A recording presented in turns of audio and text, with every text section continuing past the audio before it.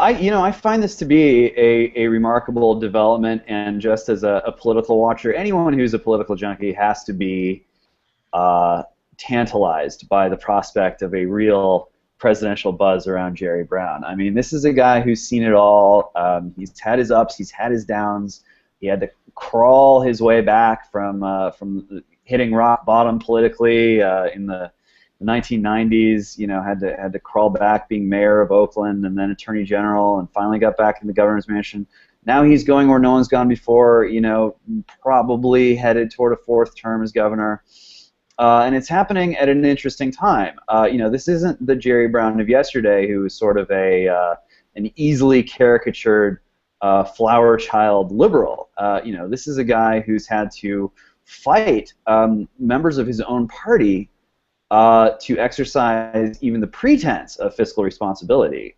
But it's interesting to see that you've got kind of, you know, Jerry Brown version 4.0 here in some ways. Developing this buzz at a time when the National Democratic Party is really in danger of being at sea in the wake of Barack Obama's 2 terms. So earlier in the year, you know, back in the winter, he was a definite no.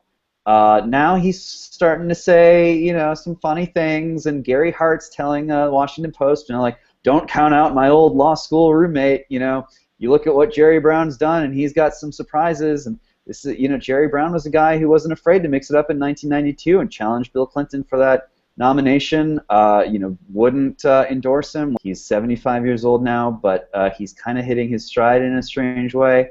And you know, if I'm a sort of idiosyncratic Democrat who's seen it all, why not run in 2016? Why not? Democrats might just want, you know, a sort of elder statesman who's been around the block and has executive experience, and has kind of this weird idiosyncratic personal take on politics.